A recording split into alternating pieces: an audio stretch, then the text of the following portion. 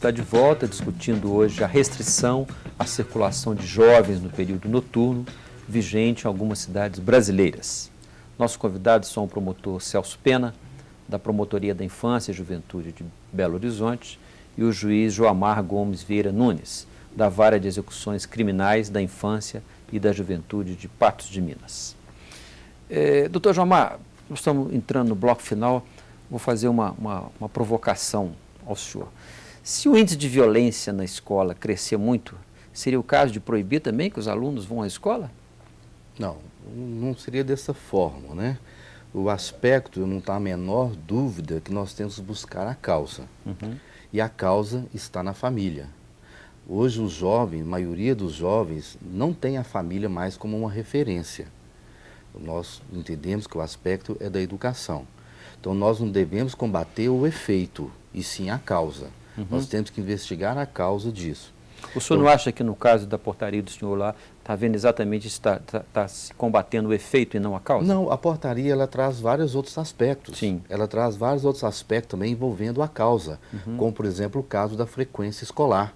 Não só a frequência, não só a matrícula, mas a frequência escolar e o acompanhamento nas escolas. E também objetivando projetos para o fortalecimento dos laços familiares. Então nós estamos fazendo esses trabalhos paralelos envolvendo aí o combate à causa. Nós passamos por um momento em Patos de Minas que realmente a situação extrapolou, ou seja, nós atingimos índices insuportáveis de violência infanto-juvenil, situações em que a própria polícia não estava tendo como trabalhar. Então o que nós buscamos aí, após essa portaria, por exemplo, o aspecto da utilização de crianças e adolescentes no tráfico de drogas. Isso praticamente acabou em Patos de Minas. Não existe isso mais. Por quê? Realmente, nesse aspecto, nós conseguimos, atingimos objetivos. Porque o direito de ir e vir que está sendo, vamos dizer, ferido, seria o direito de ir e vir daquele infrator. O adolescente de bem, não há que se preocupar com isso. Não há muito pelo contrário. O adolescente de bem hoje em Patos de Minas, ele tem essa sensação da proteção, porque ela realmente existe. Ele sai da sua casa com o seu direito ao lazer, com o seu direito à integridade física, à vida. Então nós não podemos simplesmente combater uma medida dessa protetiva falando que fere o direito de ir e vir. É muito restrito essa tese, porque nós temos vários outros princípios constitucionais que devem ser observados. E o direito de ir e vir do adolescente de bem, esse não estava sendo preservado, ele não estava tendo o direito dele de ir e vir. Quem estava tendo o direito de ir e vir de forma absoluta era o adolescente infrator. Esse sim que estava, ou seja, totalmente com liberdade. Doutor Celso, essa situação, vamos dizer, de quase caos, de emergência colocada pelo doutor Joamar, aliado a essa que o senhor comentou no bloco anterior, dessa disposição da família de participar pouco ou de não conseguir controlar, é uma situação que justificaria uma medida extrema na avaliação do senhor? Olha, eu acho que medida extrema, ela pode funcionar a curto prazo, mas a longo e médio prazo não vai funcionar.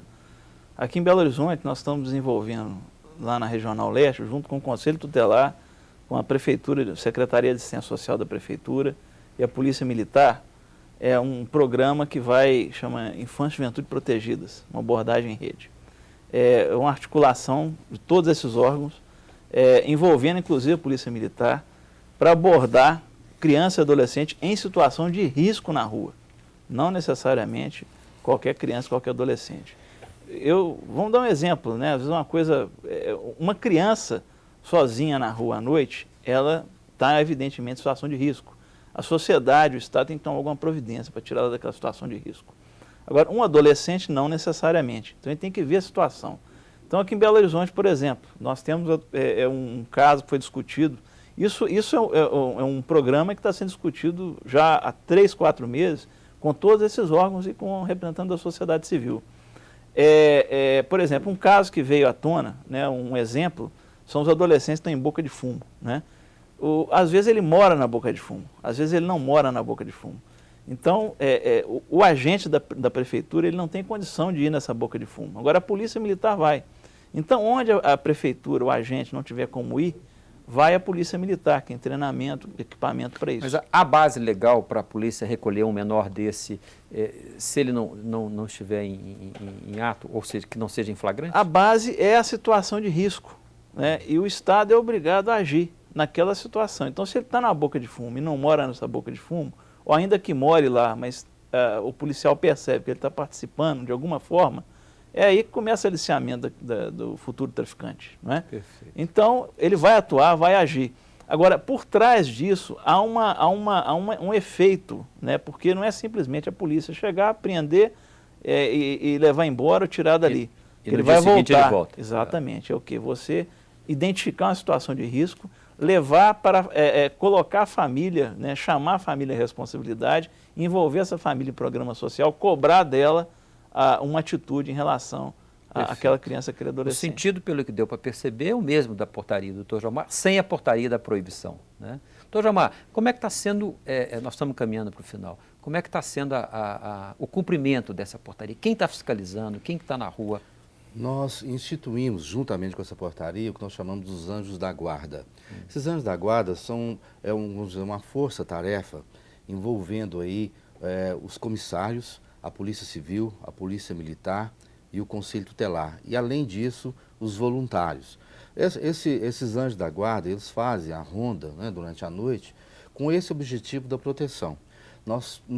A abordagem ao adolescente sempre é de forma pedagógica. É de orientá-lo a ir para a sua residência ou buscar a autorização do pai ou acompanhado. Se houver uma recalcitrância por parte do adolescente, se não atender a recomendação, aí o Conselho Tutelar vai encaminhar a família, vai realizar um relatório e encaminha para a Vara da Infância e Juventude. E ali nós vamos fazer um trabalho de investigação pela equipe multidisciplinar para saber qual a razão daquele adolescente estar naquele horário desacompanhado dos pais ou desautorizado. Mas ele, quando é flagrado, ele é levado de volta para casa? Levado de volta. Primeiramente, ele é recomendado a ir para a sua residência. Ele é orientado, né, a abordagem é pedagógica, e se ele, porventura, recusar a ir, aí o Conselho Tutelar o encaminha. Perfeito. Mas não há prisão. Chegaram a falar que ele prender, hipótese alguma, porque ele não está praticando ato infracional nenhum, ele está só em situação de risco. Perfeito. Doutor Jomar, muito obrigado pela sua presença aqui no Via Justiça. Doutor Celso, muito obrigado pela sua participação. O Via Justiça de hoje termina aqui. O nosso programa é uma parceria da TV Assembleia com a Associação dos Magistrados Mineiros. Lembramos que a sua participação com críticas, perguntas e comentários será sempre bem-vinda.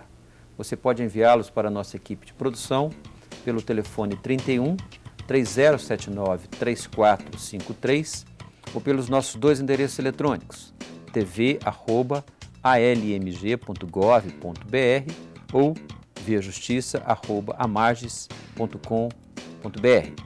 Até a próxima semana.